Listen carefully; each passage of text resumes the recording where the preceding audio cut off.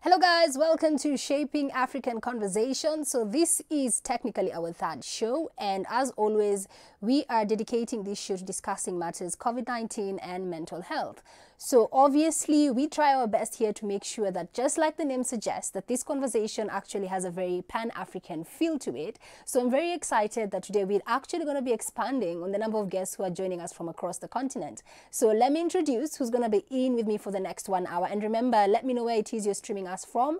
And of course, if you have any questions on today's topic, where we are going to be revisiting matters financial health. So obviously, your finances play a big part on your mental health. And with the pandemic, a lot of people's livelihoods have been disrupted. And this goes without saying that there is a lot of anxiety, uncertainty, and this goes from an emotional point of view, but also from a financial point of view.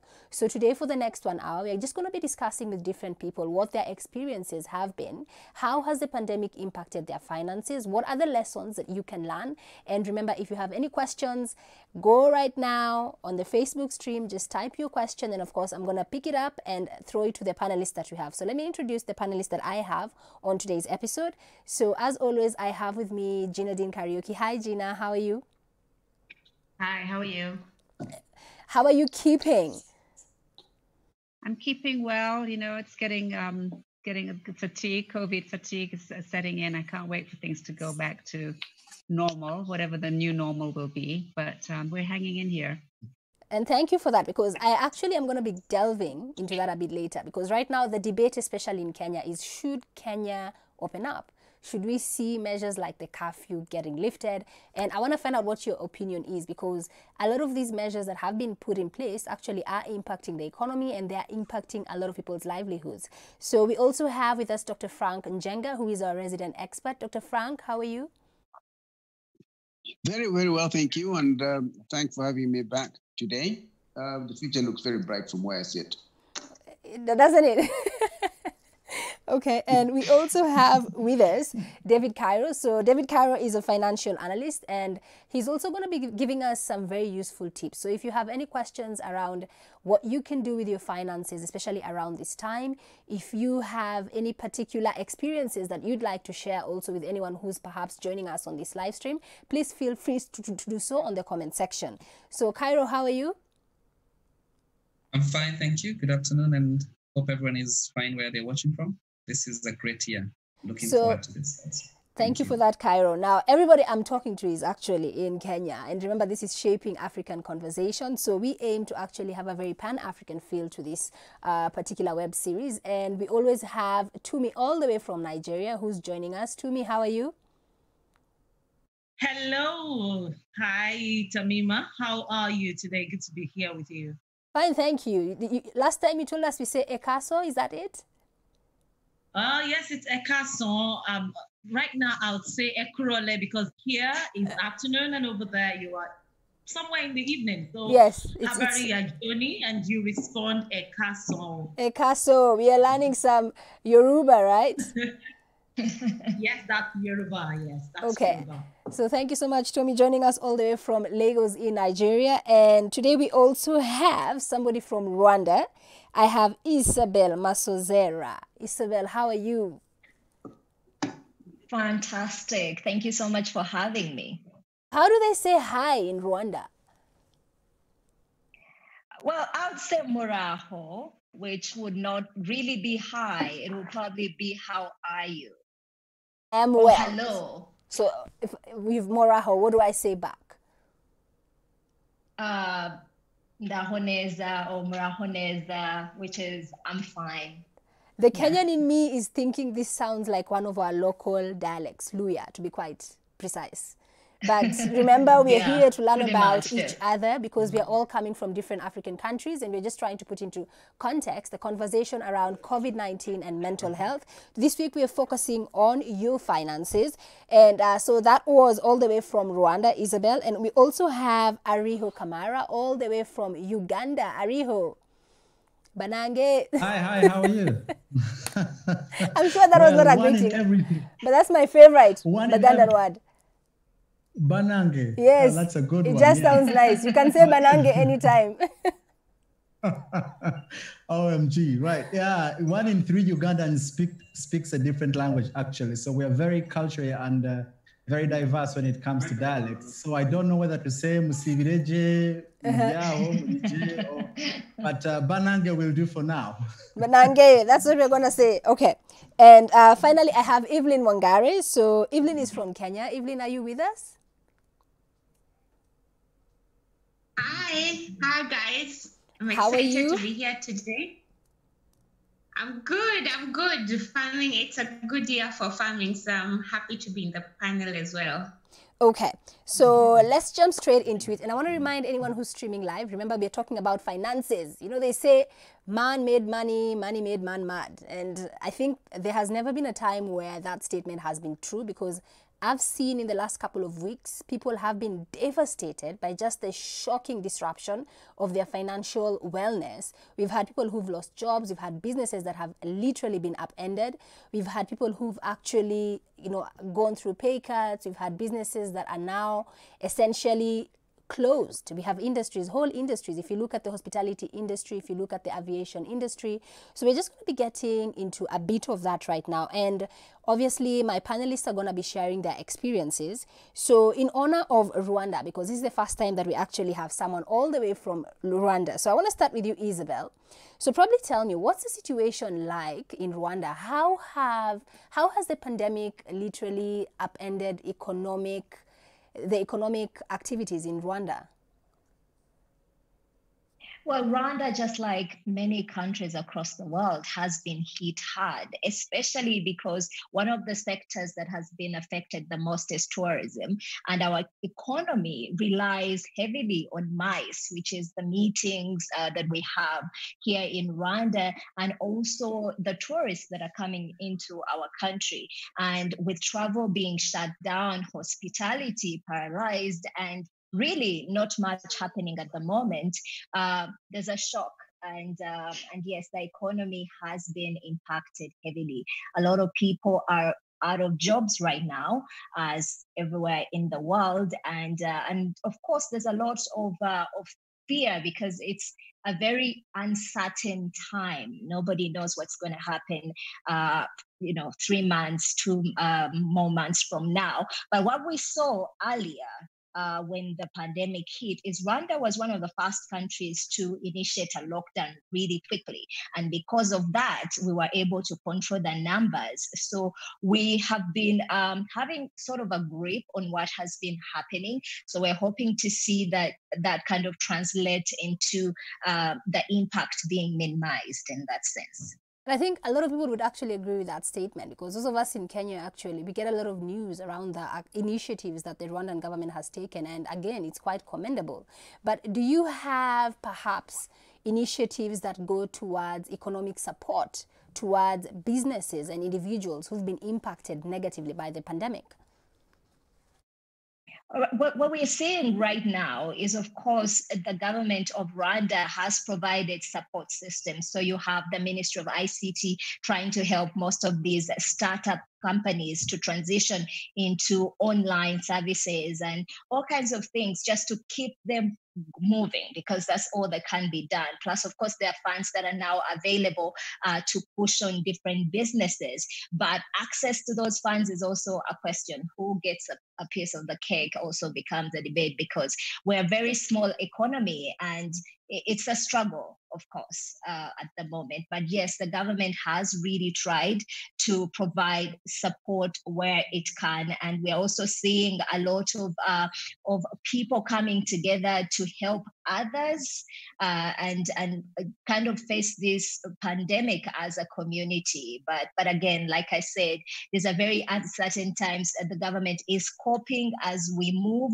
and also the businesses are just rolling with the punches at the moment. On a personal level, how are you rolling with the punches? Oh my. What is for you? I think if you asked me this question about 3 weeks ago, I was literally hyperventilating in the morning, just waking up thinking, what is this? How can the world change so fast? There was a normal that we were all used to. I work in tourism, journalism, but mainly tourism. So my businesses are shut down in Uganda and here in Rwanda, and I can't work in Congo at the moment. So we've been hit hard. We have been hit hard on a personal level. I've been hit hard. And beyond just making money, there's the spending of it. At the moment, life has just become, and I know we're going to talk about finances, but life has become a lot more expensive. We have children homeschooling. My kids are homeschooling at the moment. So you cannot do so much in terms of bringing in money and coming up with ideas, creating at the level that you used to create before, because your time is divided and time is money. You need the time to be able to make it. So you cannot go out, you cannot do the things that you used to do. So we're pivoting, in every sphere of life pretty much. So how am I doing? Well, I'm rolling with the punches. Okay, and I really love your answer. So I want to rope in Dr. Frank. And thank you so much for your candor, Isabel. And maybe just to let you know, we have Michael Thotho joining us. He runs the programs over at Centonomy. So obviously he's going to be giving us some very useful tips. Michael, are you on there? I hope you're listening. Yes, I am on there. Thank you. I'm glad and honored to be part of the panel today. First time panelist. And yes, again, we are going to get through this, guys. And yes, we're good to go. We'll get through this. Take it around how can people properly roll with the punches from a financial perspective. But right now, I want Dr. Frank to jump in right here. Dr. Frank, I think listening to Isabel, and I really love her eloquence about how she was really able to just put into perspective how life has changed. And she was able to talk about it from a macroeconomic point of view, but also on a personal level. And she used the word rolling with the punches. That a couple of weeks ago, if anyone had told her that this would be life today, she would have said no. But alas, this is the life that we are all living. So for most of us, how then do we start wrapping our heads around the changes and making sure that we are prepared to roll with the punches?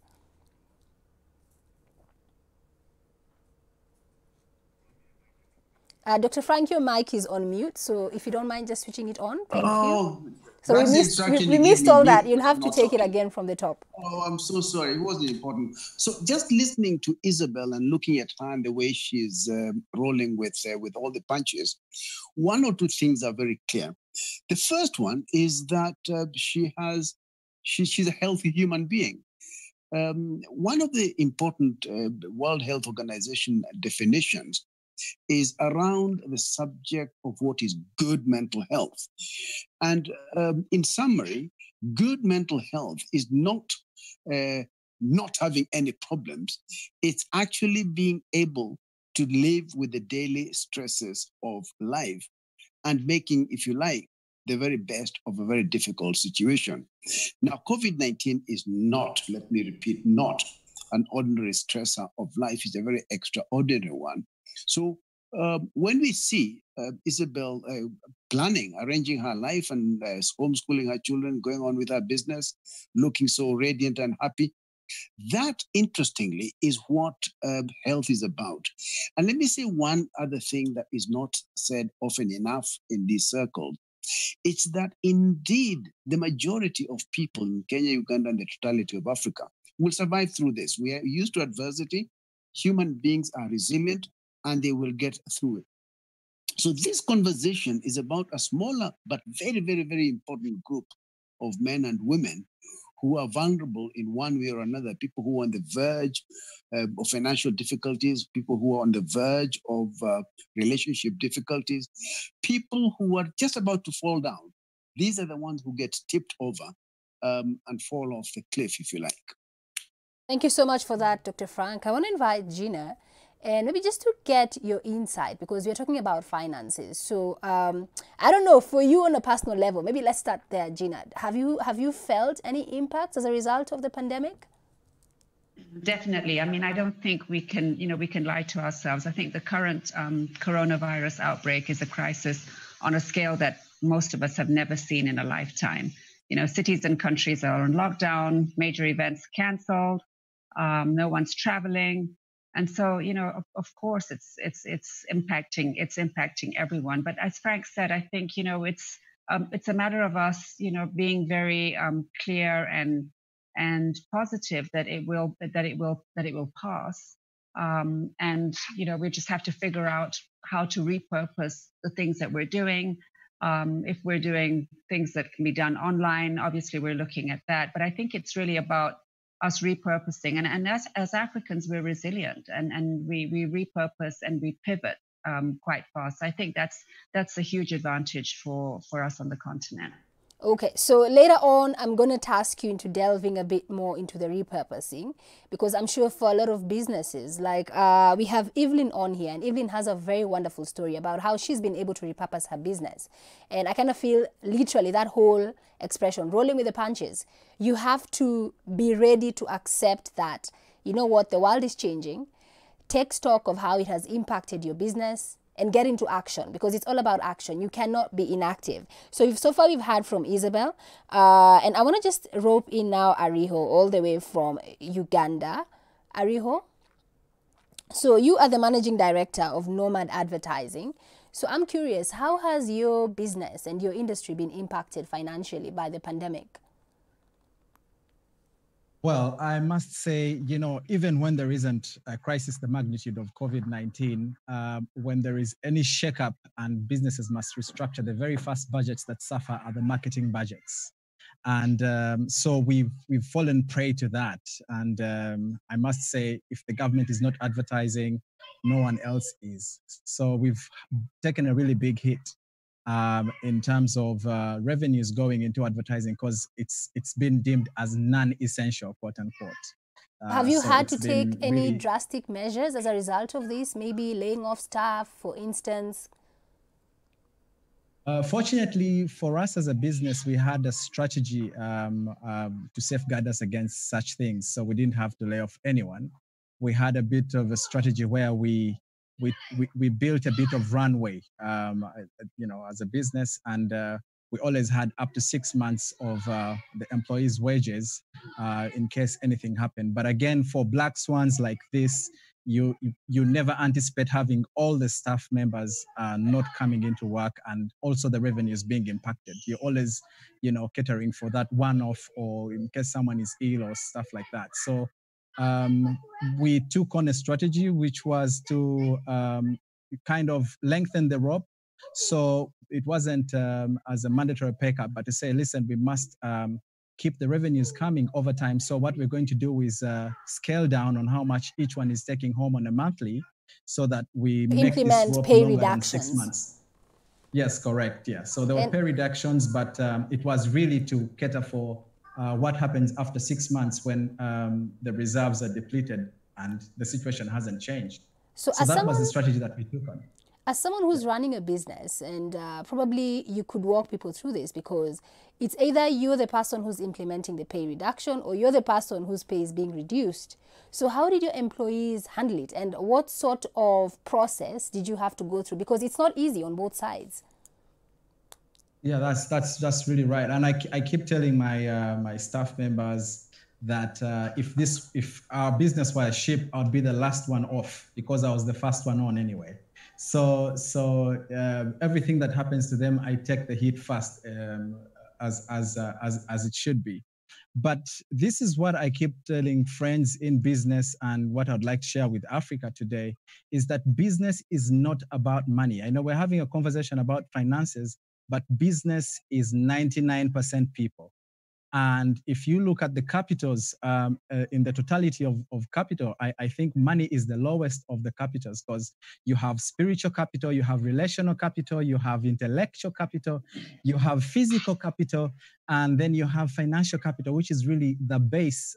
This is because we receive money every day. That's why it's easy to measure. But there are things like relationships. There are things like people's well-being, health. It's also something that we should take in consideration. So those are the things that we looked at, and we have maintained constant conversations with everyone. And this has enabled us to see the opportunity in COVID. I ran a blog on my Facebook page telling people about the opportunity in COVID and changed the acronym totally.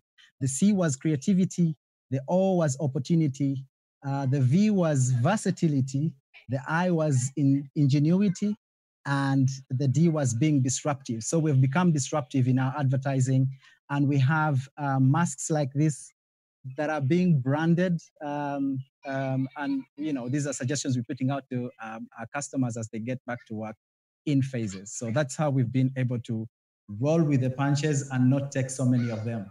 I really love that acronym, and I just want to repeat it because I was writing it down in case anybody missed it. So C is for creativity, O is for opportunity, V is for versatility, I is for ingenuity, and D is for disruptiveness.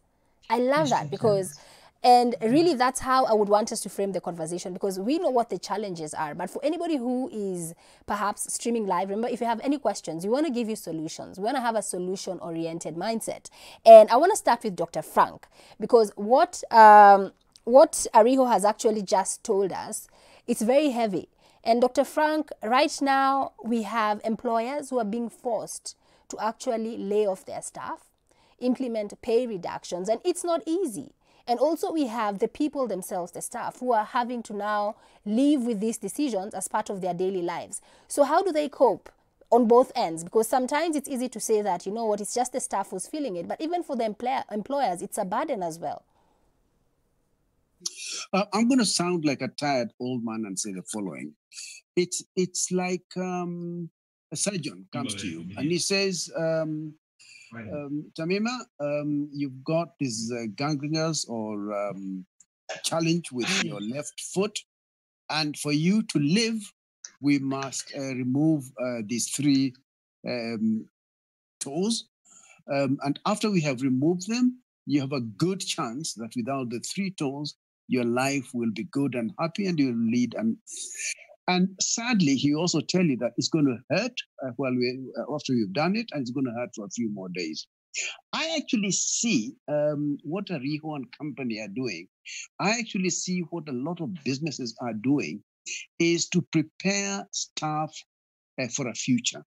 And I think the future of Africa, the future of all of us, belongs to those who can make adjustments, much as one makes adjustments when confronted by a surgeon, that ensure survival for the future. So I think, a simple and straightforward explanation about the benefits of pain today and the gains of tomorrow is what people are really looking for. As long as there's clarity from the employer about the necessity, most human beings will understand. Some will not, but most will. For that, Dr. Frank, and I just want to rope in right about now Cairo, because listening to Ariho, there's a lot of wisdom in terms of A, their strategy as a business, B, their attitude in the context of this pandemic, because he's looking, he has that whole glass half full mindset. He's not necessarily looking at what they've lost. They're being very adaptable. So listening to what he was able to say, that they had a plan as a business, for the next 6 months, they had salaries on the ready. They made the decision to actually cut back in the interim. So what advice would you give to other businesses in terms of how they can essentially weather the storm that is the COVID-19 pandemic?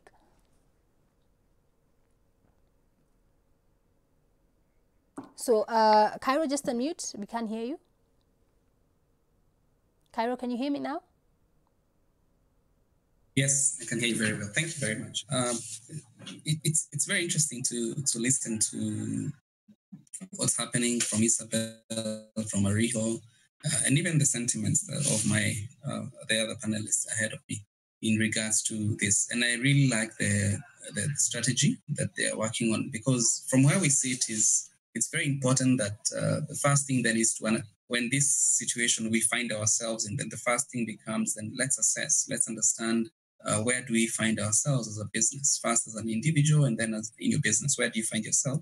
With the intention of then, once you analyze, the intention then is then to adapt, because it's a situation that is, so to speak, beyond our control in a sense. So the question is then, how do you adapt? How do you ensure that you operate in this environment? Then followed by quickly by that is then the innovation aspect, where now you're able to say, this is the business I'm in, or this is the business I have been in, and are there opportunities that I can still operate either in the same nature of business or we are different? And the challenge, I'll say, for example, when Isabel says she is or was in the travel tour and travel business, you find that now traveling has become a challenge. But then the question for me would be, are there opportunities in there to then innovate?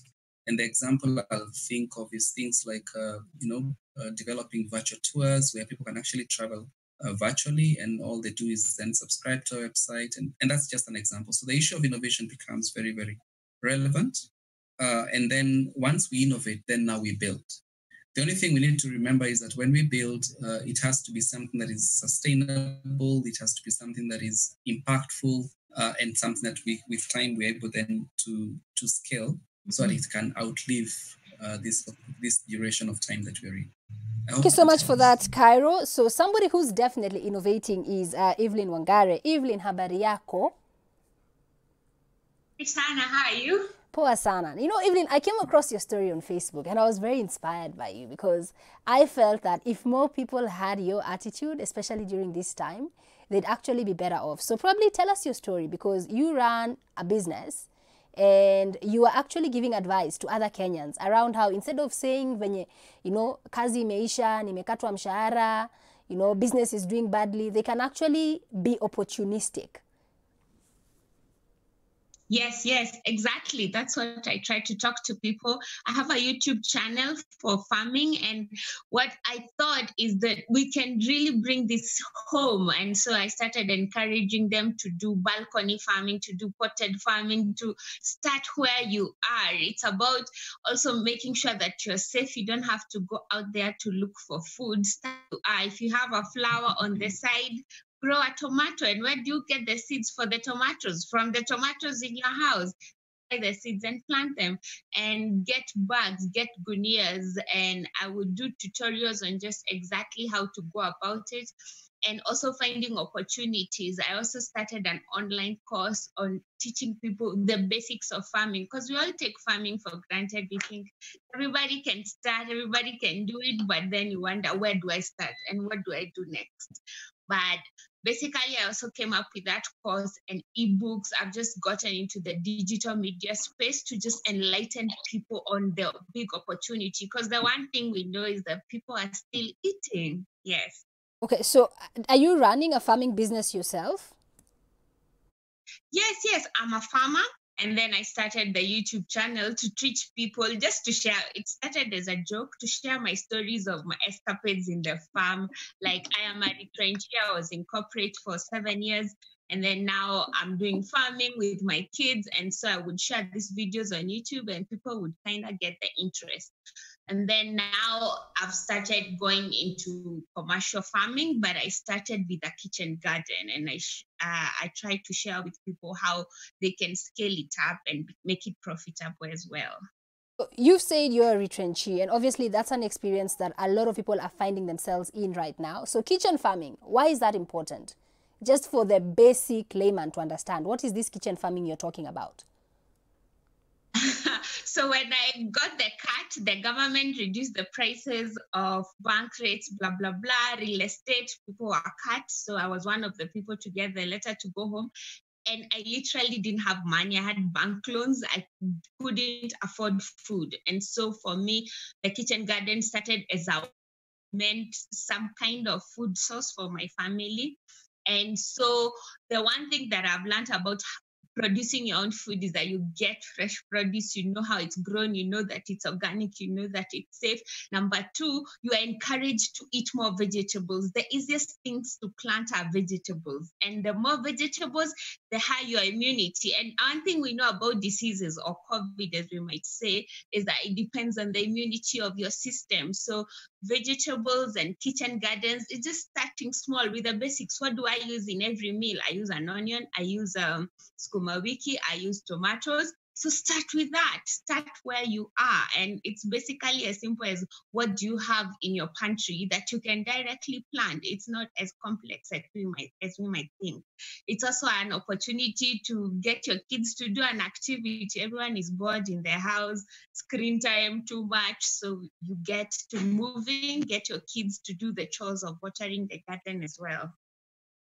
And you know, really, when we come down to the basics, we know what the basic needs are: food, clothing, shelter. So if you're able to take care of at least one, which is putting food on the table for your family, and you've had kitchen farming is something that you can easily get into. You can actually do it from the balcony of your apartment. So obviously, I'm sure, Evelyn, that this is a topic that needs a lot of time to get into. So very quickly, in case there's anybody who's streaming right now and they're interested into getting into farming as a business, or even just, you know, trying out kitchen farming, how can they check out more of your work and perhaps get some more golden tips from you online? They can go directly to my Facebook page. I have a Zoom call happening today at 7:30. Please get on that. It's free. A whole 2 hours just talking about where to start, how to tackle this, how to tackle market, where to sell, you know, what is the basics of potted planting, why do my plants keep dying when I when I flower pot them and stuff like that. So Wangare Farmer is my name on Facebook. The YouTube channel is Farmer on Fire. So get there and subscribe. You'll get so much information on that. Twitter, Instagram, Farmer on Fire. That's the brand. Guys, get on that. Okay, so obviously I want to find out what your questions are. Get on right here on the live stream. Ask your questions away. I'm going to be taking them a bit later on in the show. So I want to throw these to Michael. Michael, you've heard what Evelyn has said. And probably if you were to give tips for anyone who's just been laid off and they're there, probably they have some little savings. So what would be your best advice around how to select the type of business or economic activity to get into? Because you don't want to put your money somewhere where within a month you're like, I used up all my savings, business is bad, and now you're worse off than you were initially. Yes, thank you for that, Amima. First of all, I'd like to thank all the members of the panel. They've given really good tips on how guys can actually survive through this period. Now, at Centonomy, we teach about personal financial management. You know? And at this particular point in time, we are finding things are not as usual, yeah, like they were before. So things have had to change, especially in our finances, yeah. And if things have changed, that means that also us ourselves, we have to change. And that is what we are talking about when people talk about adapting and adjusting. I'd like to talk about what Dr. Frank talked about, adjustment, and also Cairo mentioned this. Now, I'd like to tell people how they can actually adjust, right? Now, probably you've been laid off or business is not so good. What can you do, right? Now, this is the thing. We have to go back to the basics, right? Back to the basics of principles of financial management, like distinguishing between our needs and wants, all right?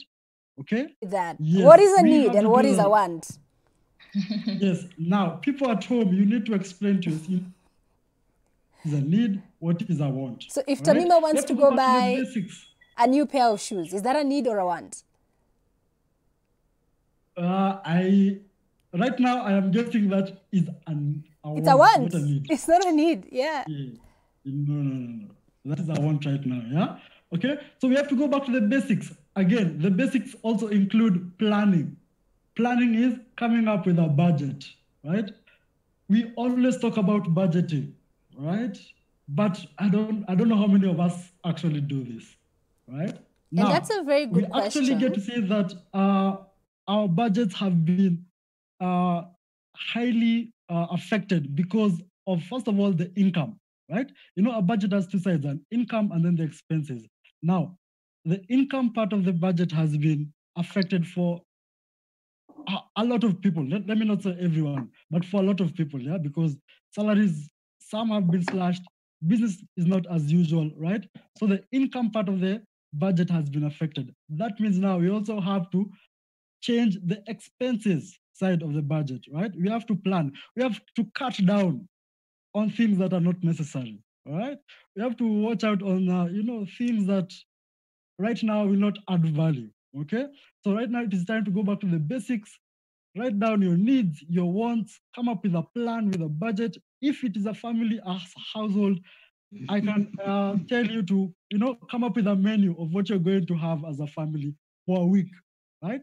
Now that will give you good, good time to plan, right? You can plan for the whole week, the meals that you're going to have. Now you know exactly what you're going to buy, okay? Also, when you're going to do your shopping, it is good right now to look at if you can get a bargain or a deal right now. I know many supermarkets have that. Please jump for that, okay? If there is a way that you can shop in bulk, please do that so that we can save as much as possible. Thank you Now for the thing mentioning is we that, need to save as Michael. much as possible. Michael, Yes. thank you for mentioning that. Just before you go on, because when you're talking about shopping, because for again back to the basics, food, shelter, clothing. So clothing for a lot of people right now, it's a want, it's not a need. So then we are back to food and shelter. And I love what Evelyn said about kitchen gardening, but still what you're talking Now about we shopping. can say is food, I'm seeing, shelter, and health. yes, I'm seeing on Facebook and on social media, especially in the women groups, they're coming together. They're going to buy goods in wholesale. Kama ni unga, kama ni skari. Sorry, let me talk English for probably someone who's streaming from a different country. If it's sugar, if it's flour, you're buying everything in bulk and then you're splitting it. Because essentially what you're doing, you're reducing your expenditure. And probably, as you were talking, Michael, you said something that I would really want to rope Dr. Frank into here, Dr. Frank, because to do everything that Michael is talking about, having a plan, creating your budget, identifying your needs, identifying your wants. I want to go back to the genesis because I feel like, especially now, it's very easy for anyone to get overwhelmed because things are changing and things are changing fast. So if you're there, you've been retrenched. If you're there, you've experienced a pay cut. If you're there and business is not doing too well, Dr. Frank, how can you then make sure that you are mentally strong enough to now get into a situation room where now you can start using all these wonderful tips that Michael is talking about from a mental health perspective? Two things. The first one is that you are as good in this crisis as you were before the crisis, meaning that those who are well adjusted in life, those who are coping well, those who are in good and stable relationships, those who had a measure of financial security, those are the people who are likely to survive this. That's the first thing. The second thing is that those who can, I think, must allow themselves to accept the reality that this is a storm we are in, but it's a storm that will go away. And that is a conversation about and around the power of positive thinking, a stance that allows you to focus on that very thin silver lining that is around this very thick cloud that is hanging over us. But I think it's also, and we have alluded to this earlier in this conversation, not everybody will survive in exactly the same way. The majority will survive. Many will depend on areas in which they have socially invested, people who are parents, people who are brothers, sisters, cousins, uncles. People will now have to go back to what they have invested in the past. Bottom line, not everybody will survive in exactly the same way, but the majority of the people will see this whole thing through. Okay, and you brought up a very interesting point, investment. So, and this I want to throw to Cairo before I rope into me. Cairo, very quickly, is now the right time to invest?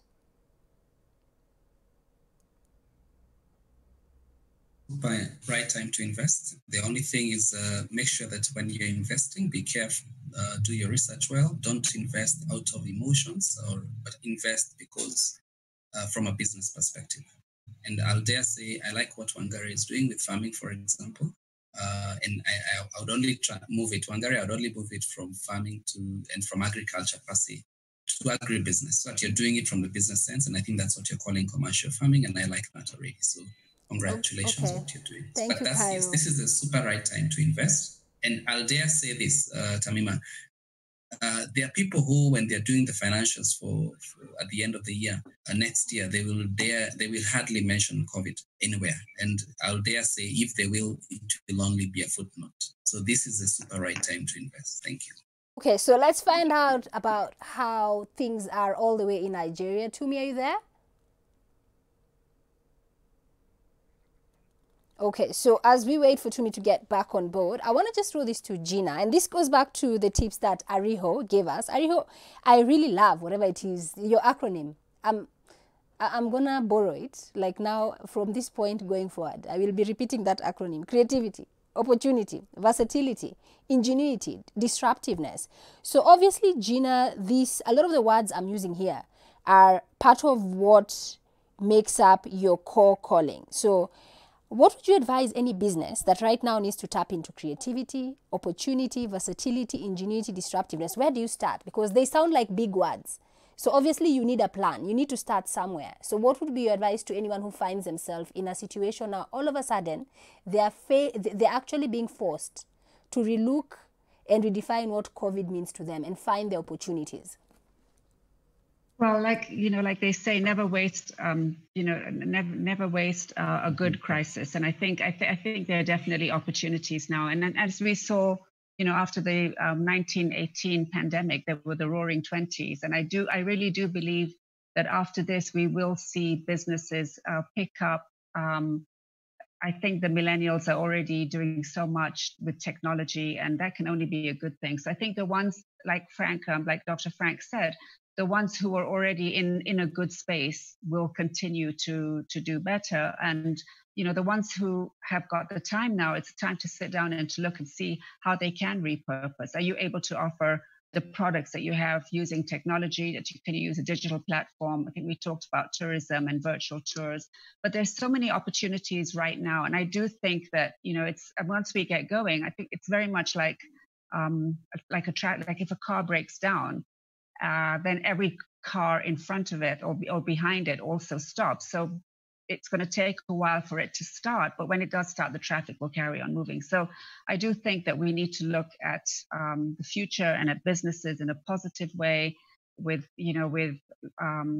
hope and faith that it will get better, and we will see growth in ways that we probably can't right now even imagine that we will. But I do really believe that we will see that, because if you look at the 2008 financial crash, it seemed like it was then like the end of the world, but things picked up and economies grew. So, and businesses will grow, particularly small businesses that are nimble and don't have the various layers that much larger businesses have. So they're able to repurpose and pivot quite fast. Okay, thank you so much for that, Gina. So Tommy, I understand you're back on with us now. I've been here. So Tommy, probably now in the context of finances, what's the situation like in Nigeria? How have businesses been impacted, for instance? All right, so for Nigeria, what has happened so far is people are trying as much as possible. First of all, I'll start with the Nigerian Stock Exchange.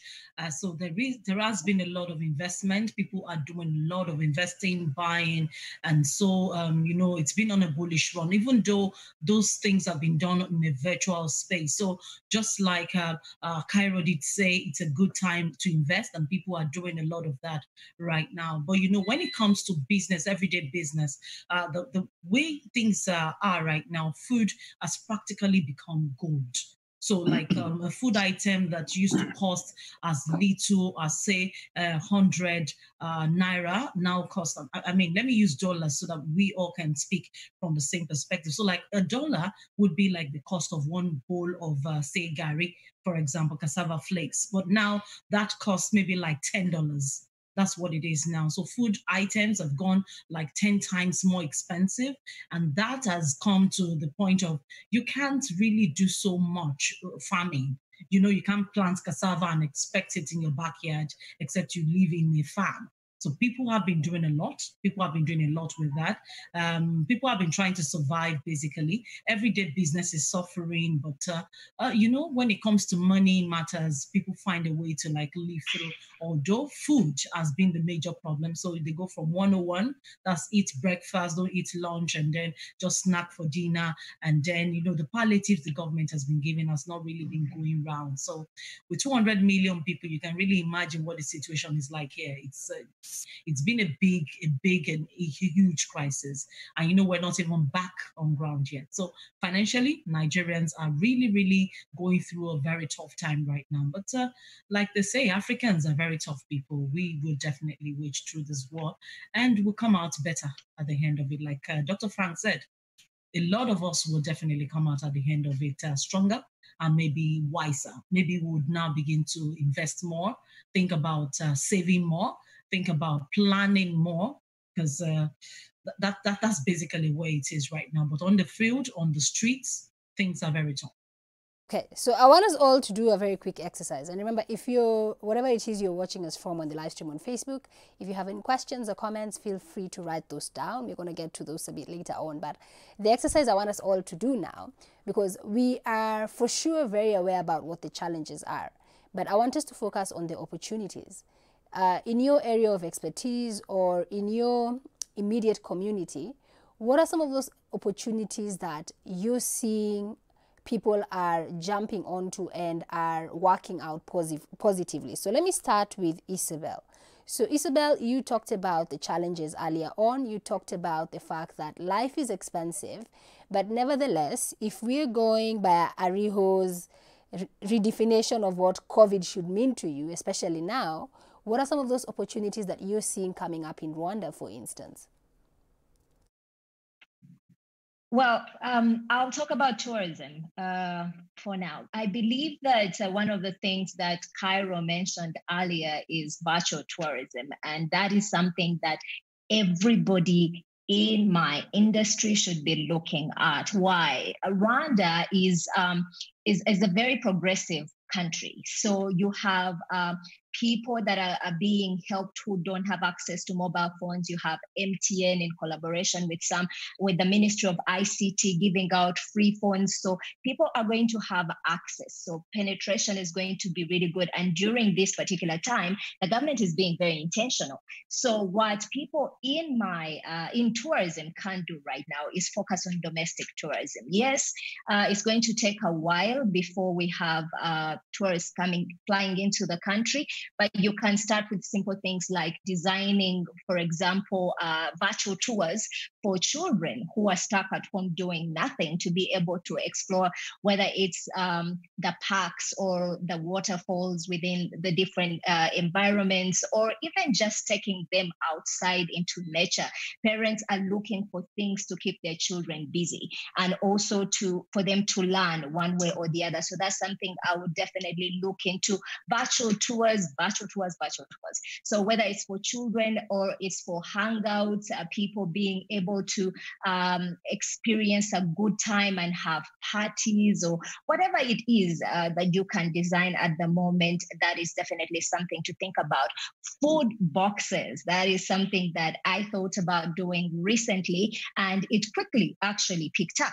So part of what we do as Gorilla Highlands, my business, is not only design tours, but we have been organizing a cooking competition for the region. So what we've decided to do is to kind of combine different elements that can help people celebrate food, and you have this box delivered to your doorstep. There's no contact, people are keeping safe. So just creativity, coming up with unique things that you can still do, give people an experience and value for their money, and you can still be able to make a buck. Thank you for that, Isabel. And obviously you touched on the tourism industry, the hospitality industry from a food point of view, but also I had something about the media industry, because who's going to be putting those virtual tours online? Who's going to be making sure they're available? So people who are in the creative sector, people who are in the production sector, and even digital and IT. It doesn't mean that now everything is dead. There are actually opportunities that are now cropping up as everyone is trying to reinvent their line of business, as a result of the pandemic. So now let me hear from Ariho. Ariho, what opportunities are you seeing in Kampala, Uganda? Well, I must say they're enormous. And I must also add that it's been a bit selfish on my part, because I've been trying to see how to get my own ship to get across. And like I was talking to you about the capitals. So looking at the whole spectrum of the capitals, one of the capitals and the opportunities that have presented themselves is one of intellectual capital. There's been so much information on the internet on how people can do business, how people can make themselves better, how people can get out of this a lot smarter with their finances. So there's been a lot of information. There have been courses, free courses to do on Harvard. I've been attending free webinars. Just did one a couple of hours ago from Entre Leadership. These would ordinarily cost thousands of dollars, but they've been free of charge. So there've been a lot of opportunities for people I love to what learn. you're framing before you move on, because I was literally in a similar conversation with a friend around the fact that, thanks to the fact that, you know, the world is not necessarily moving at the same pace, things are a bit slower. You're finding that people whose brains and whose minds are filled with wonderful ideas now actually have the time to join all these wonderful webinars, all these master classes. So if you're a student of the world, this is the time to soak it all in. Soak it all in, you know, wait your time, pick whatever it is you're going to pick, and then put it into practice. And obviously, even what we're doing is really that, in a nutshell, because we're here, people from different African countries, just trying to compare what's the experience in Rwanda, what's the experience in Uganda, what's the experience in Kenya. Yeah, so thank you for that. Yeah, that's right. And just to top it up, I attended another webinar where I got this very strong acronym, yet another acronym, on how to get out of COVID strong. And the word strong actually meant being strategic, having a target. As a business, what is your strategy? And I know when we got into the lockdown, what we did is to say, what is our strategy? Our strategy was, number one is, what product are we going to concentrate on, the one that's going to be easiest to push, because we couldn't do any media buying. So because we do advertising, branding, communication, and design. So we focused on branding because we knew businesses going into the lockdown needed to get out on the other side better.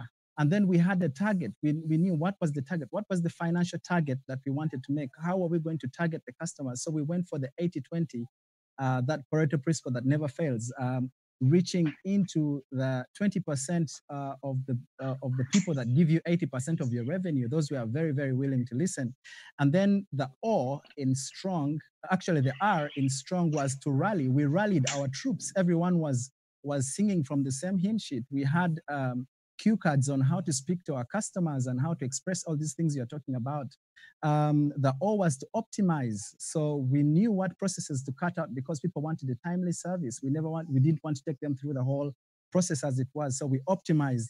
And then we had numbers. We had a compelling dashboard as a team that we looked at every week and knew whether we were making progress or not. And then we practiced the giver's gain. The giver's gain is we listened out for opportunities that we would even pass on to our own clients. And that has been really pivotal in the way we've gone about this COVID. And one of the opportunities, I must say, is I will be going out to negotiate with my landlord because I think we're paying way too much rent for the office. Yes, so you must be strong during COVID. We're going to be semi-virtual until 1st of July. Thank you so much for that, Ariho. I really loved your insights. And so as we wind up, I want to hear from Tommy very quickly. What are the opportunities you're seeing in Nigeria? Okay, so the most relevant opportunity right now in Nigeria is the issue of food supply. So like I said, food has become the new gold. So everybody is jumping on the food supply train. Now, this is where the business is. The government is doing palliatives for people. Private organizations, there's an organization called Coalition Against COVID-19 is a private organization, as it were, corporate organization. They're also giving out food items. Celebrities are giving out. So people are now involved in the entire process of, putting together food. So you have all sorts of food processing, food packaging companies around town. And, this is a good time because NAFDAC does not have the time to begin to vet and say what you're supplying must be good enough and all of that. So people who are supplying food right now, food items are doing well, really well, because now they are making, like 2-3 times what the normal profit is like. Now, people who are in the event company, I quite like what one of our guests did say about, the event company. They're doing well. Virtual parties the way to go. They're cooking online, delivering to people's houses, completely contactless. People are doing celebrity parties. You're singing in your bedroom with your band, and you're celebrating your birthday right there. The band is playing, the caterers are working. And so the virtual parties, to people who are in the event business and who are strategic enough, are making some good money at this particular time. And then kitchen farming. Okay, thank you for that, Tommy. And as we wind up, Wangare, obviously you're all about promoting farming, and especially with young people. I feel that if more young people actually looked at this as a very, very lucrative, income generator. So in the context of opportunities, especially right now, in summary, what would you say you've seen? Yes, Tamima is right. Food is a big thing right now because one, the logistics. Nairobi is a metropolitan. We depend on food from the countryside to just get by, and now that's locked or it's very limited. There's little movement, and the worst thing that is happening that people have a lot of fear, so they are not going out to actually do the things they do for the food to get to your table. So I have started delivery services for people in my hometown. Neighbors are doing gate prices, coming to buy from the farm directly. I'm also doing ebooks, I'm doing courses. So I've seen a lot of people open up to this because I've been preaching about farming. But people have this mindset of seeing farming as peasantry, and if my son was a farmer, how could I look at people? But now they're seeing, onion farmers and tomato farmers are making a killing and they're doing it. And so the mind shift is also changing on how people are looking at farming as an income generating activity. So I'm very excited. I'm actually one of the people who are like, COVID, yeah, go COVID. Okay, so thank you so much for that, Evelyn. And so obviously, Cairo said something. He was like, there are people who, when this thing ends, COVID will be a footnote, because for them, it's just going to be all about profit, profit, profit. So obviously, Evelyn is one of those people who is seeing a boom in her business. So congrats on that, Evelyn. And let me hear from Gina. Gina, in your opinion, what opportunities would you advise anyone who's perhaps watching us, either on an individual or even on a business level, to look out for? Well, I think we've heard some really interesting things this evening, from farming to people who are in advertising, tourism. And I really think that, we one day need to look back at this time and say, what did we use COVID period for? Because it's going to be very rare that we're going to get this kind of time again. And I hope that most people can say something more than washing hands. And while it's really important to wash hands, I think this is also a time when we can be really productive.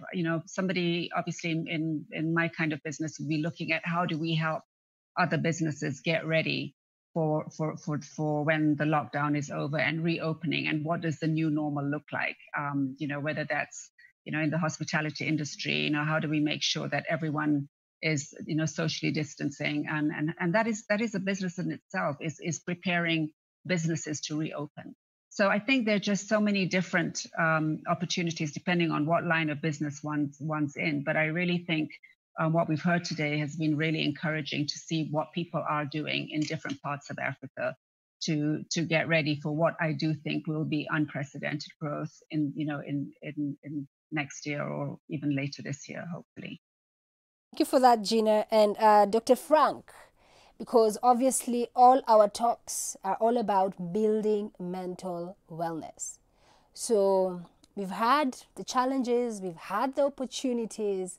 So Dr. Frank, as we wrap up, what is your word of advice with regard to today's topic? Ultimately, how should everyone approach COVID-19 and the impact on their finances? Okay. The first thing I think is that we should all take the opportunity of COVID-19 to invest in ourselves. Now, that sounds very, very, very selfish. But the truth is, only those who will have invested in self-examination, self-evaluation, will exit the other side with the skills that are required and necessary for life after COVID-19. First thing. Second thing, and I'll say only three things, is that I am actually completely happy. When Gina and I held a conversation about what conversations would be shaping our continent, little did I know that young ladies would talk about farming, that Arihof would be so clear and creative, that in Rwanda we have such a brilliant, and everybody who was participating. I actually feel like a parent who's finished his work. We have a good and proper conversation that is taking place in Africa, and thank you, Jenna. I want to thank you most sincerely. As far as our work at Chiroma Mental Health Hospital is concerned, we have taken the opportunity of actually transforming the way we do work. We have embraced the digital space completely. Most of our consultations now are virtual. We see patients, inpatients via Zoom, just like we're doing now. We see outpatients via Zoom. We see patients from Mombasa, from Kisumu, from Eldoret, even from the UK and Rwanda, perhaps, shortly. So really, we have gone virtual, and it's something that we always thought of doing, but we're too lazy to do it. Thank you, COVID. We're now doing virtual consultations. Yeah. Thank you very much. But I'm sure you mean Ariho's COVID. Creativity, opportunity, versatility, ingenuity, disruptiveness. That is the COVID we are talking about today. Well, that's all the time we have. Thank you so much for staying with us. And as always, if you have any topic ideas or suggestions around what you'd like us to discuss on here, please feel free to reach out. So obviously you can actually catch up on this on Facebook if you want to share it to your friends. It's also going to be on YouTube, on the Shaping African Conversations YouTube channel. So feel free to go check out this video there, share it with your friends, and hopefully there was a lot of learning and lessons. And really, I'm very pleased that so far East Africa is covered. Tanzania ndo tunatafuta. Next week we'll have a Tanzanian on here. We've done Uganda, Rwanda, Tanzania, Nigeria. Tommy, I think you need to help us find some more West Africans so we can truly shape the African conversation. So as always, thank you so much for staying with me, Tamima. That's it. Until next week. Yes, keep it Switch TV.